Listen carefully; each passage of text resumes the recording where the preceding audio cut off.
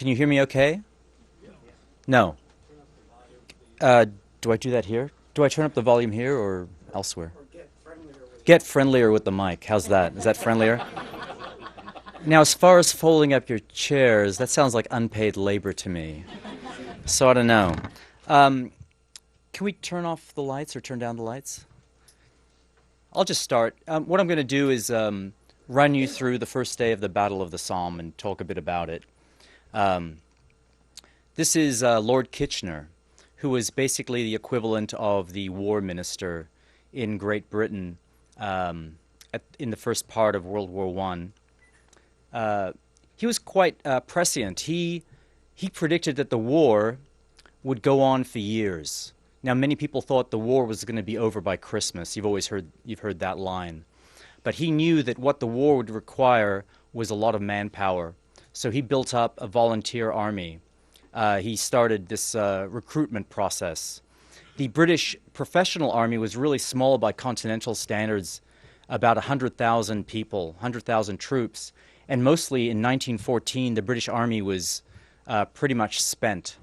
And in 1915, the territorials, basically their National Guard, the British National Guard, took over, and volunteers started to come into play also. By 1916, during the Battle of the Somme, the army was mostly volunteers with remnants of the professional and territorial divisions. This is General Douglas Haig. He was the chief architect of the Battle of the Somme. Here he is. He's walking around his chateau. Every morning, he was very rigid. He would take a 4-minute walk around the chateau, precisely timed. Interesting man, vilified by a lot of historians and then rehabilitated by a lot of historians. My opinion of him is rather low, but I try to be rather neutral about how I show him. There he is riding a horse. He's in the front there. Every day he would also take a ride, if he could, with the 17th Lancers, which is a unit he used to actually command, because General Haig was a cavalry officer, and he believed in the cavalry. In fact, his idea for the Battle of the Somme, which was mostly fought to relieve pressure on the French who were fighting in Verdun against the Germans, his idea was after a massive bombardment, basically an unprecedented bombardment, the British infantry would take the German lines, the trenches, and the cavalry would go through. And this stalemate, you've heard of the stalemate of World War I, the trench warfare, the trench warfare stalemate would be broken. And the cavalry would roll up the German flanks, and once again it would be a war of movement. And for those who say that, some historians will say that, well, Haig was wrong about certain things, but there was a learning curve, and eventually he got it. And it's true, in 1918 he won battles. But he still believed in the cavalry, because even after the war, I'll read you the quote. After the war he wrote, "Airplanes and tanks are only accessories to the man and the horse." So he definitely had a different conception about modern warfare. This is a picture of British troops coming up to the Somme front. It was really one major road into the Somme, so a lot of back roads were used, and a lot of material had to come up, as you could imagine. The average British regiment had about 19,000, 20,000 soldiers. No, it's a division. Had 19 or 20,000 soldiers and maybe 60 or 70 trucks or motorized vehicles and 5,000 horses.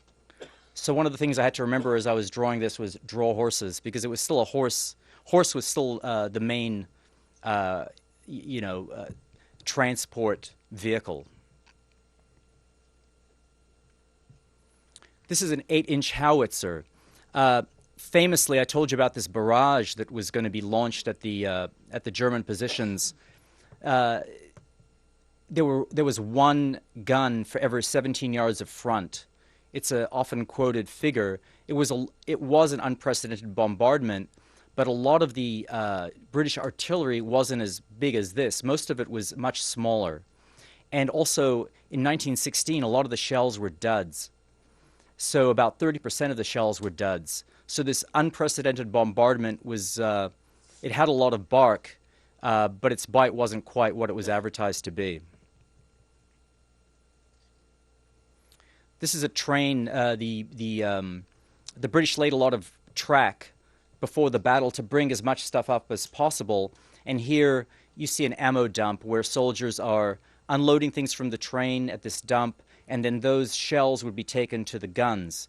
And in the bombardment, 1,500,000 shells were fired at the Germans before the infantry actually attacked. Here I show the British soldiers going to the front. Now, as I mentioned, mostly they were volunteers, and they were quite enthusiastic about the war at this point still. In the recruitment drives, the Kitchener came up with this idea of the Powells Battalions. And so a lot of the idea was you would join up with your pals. And so a lot of friends joined up from the same villages and towns. And units were built around even professional classes like clerks, or there was an artists' battalion, for example.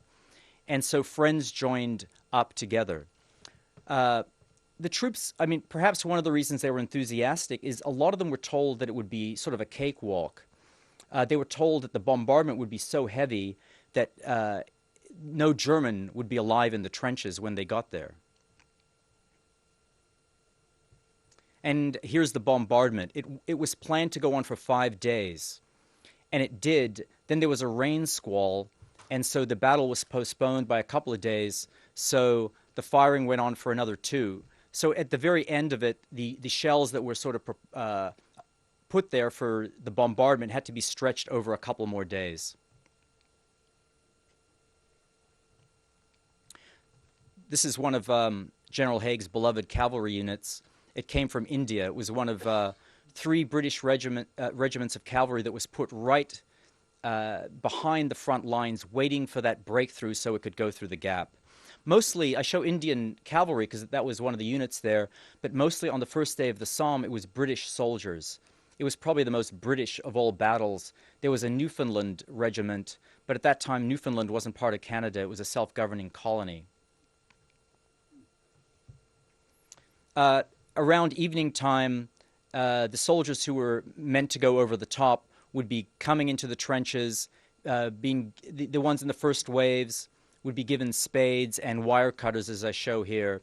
The hope was that because barbed wire was a very effective anti-infantry weapon, or it was used extensively by both sides, and the hope was that this artillery bombardment would cut this wire. But it really varied in places, and these soldiers would get to the wire, and supposedly they'd try to cut through it so that their comrades could go through. Night falls, the soldiers try to get some sleep. In some places, the trenches were so crowded that some soldiers spent the last night on their feet. Now, on the left of this illustration, or sort of where you can see the barbed wire there, at nighttime, the British soldiers would have gone out and cut a hole in their own barbed wire. In other words, the barbed wire in front of the British trenches, because obviously you need a place that your troops can go through. In the background, I'm showing the bombardment, and we're getting toward morning now, and in the last 60 minutes or 65 minutes, the British intensified their bombardment. Now it's around 7:20 a.m. on July 1st, 1916. It's a bright day. It's already sunlight. And you see bombers. They're basically grenade throwers. They would take a pouch of grenades, and every soldier would take a couple of grenades with him to give to these throwers when they got close to the German lines. The average soldier had a pack or equipment that was about 60 to 65 pounds. They were going over with 60 to 65 pounds of equipment. At the bottom left, you'll see soldiers having their rum ration, because it was standard in the British Army in a major attack that they would drink tea laced with rum or just straight rum.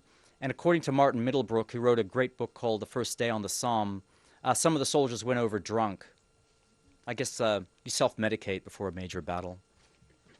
On the right, you see them fixing bayonets. Good evening, everybody.